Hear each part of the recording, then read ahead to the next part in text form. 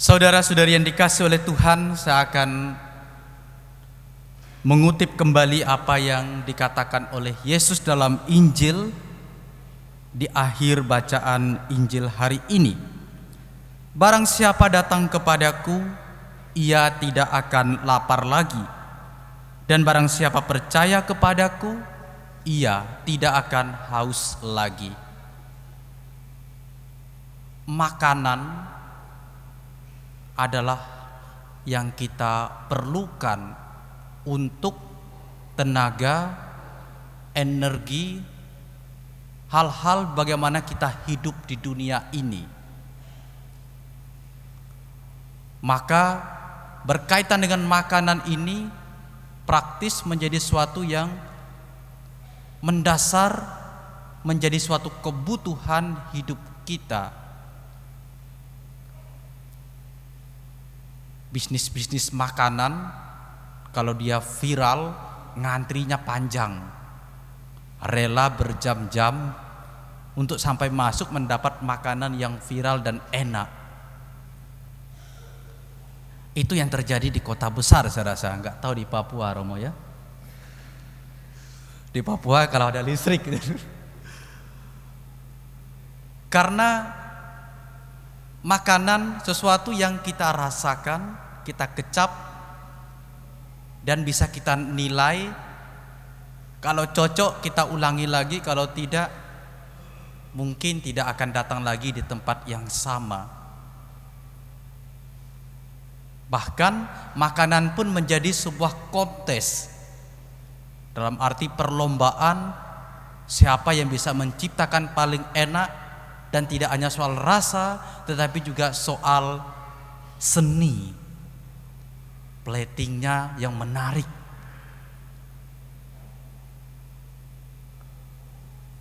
Maka sebagai kebutuhan mendasar dan menjadi suatu yang umum yang bagi kita adalah bagian dari hidup kita, ini juga makanan yang hari ini disinggung oleh Yesus. Makanan yang mana ketika kita makan, kita akan kenyang selamanya. Berbeda dengan makanan yang kita cari di restoran ini, di warung ini, di kios ini. Pasti makan, habis itu bisa saja 1 jam atau 2 jam atau berapa jam kemudian sudah lapar. Tapi makanan yang dikatakan oleh Yesus adalah makanan yang membuat kenyang selama-lamanya. Kalau kenyang, pasti tidak akan ingin makan lagi. Puas. Makanan apa itu? Saudara yang terkasih, orang-orang yang mengikuti Yesus hari ini, yang mencari Yesus, itu karena mereka sudah diberi makan sampai puas oleh Yesus. Itu dalam bacaan Injil minggu lalu. 5.000 orang laki-laki, tidak termasuk perempuan dihitung. Dan bahkan masih ada sisa. Dan hari ini mereka datang mencari Yesus karena Yesus dan murid-muridnya pergi dari tempat itu. Maka Yesus mengatakan, bukan karena kamu telah melihat tanda, melainkan karena kamu telah makan roti itu dan kamu kenyang. Dalam arti jasmani, perut kita, kampung tengah itu sudah terisi. Dan makanan ini membuat mereka mencari Yesus. Maka adalah dialog yang menarik sampai Yesus memberi pemahaman jenis makanan yang membuat mereka kenyang sampai selama-lamanya. Dengan jelas Yesus mengatakan, akulah roti hidup. Maka makanan yang diberikan oleh Yesus itu adalah dirinya sendiri yang kita santap, kita terima.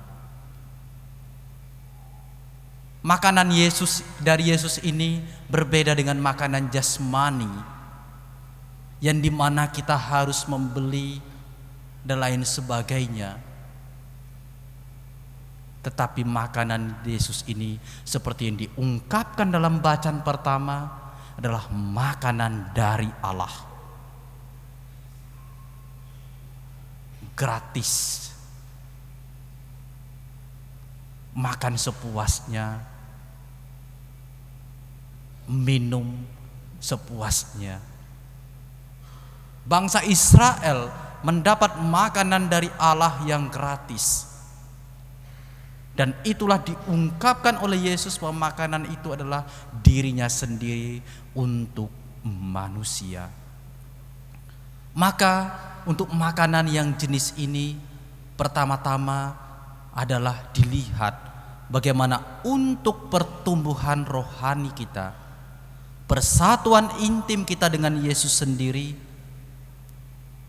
dan akhirnya juga menumbuhkan hidup kita tidak hanya dalam perjalanan di dunia, bahkan sampai kehidupan yang kekal. Maka roti hidup yaitu Yesus itu adalah makanan rohani yang akan membawa kita sampai keselamatan hidup kita. Maka saudara yang terkasih, kita menerima makanan rohani Yesus sang roti hidup ini dalam perayaan Ekaristi. Karena perayaan Ekaristi itu sungguhnya adalah sebuah perjamuan makan.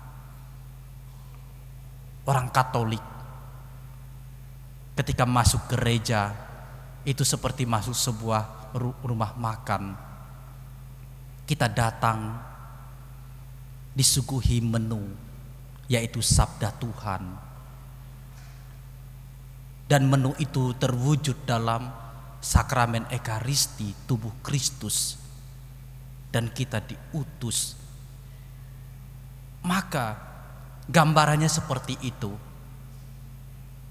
Mungkin jika saya dan Anda berburu makanan di luar jasmani sampai ngantri, maka selanjutnya mungkin kita juga perlu berburu makanan rohani di gereja, penuhi gereja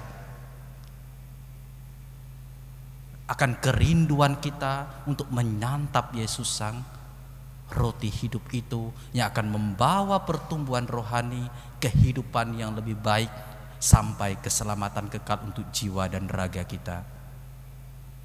Tuhan memberkati.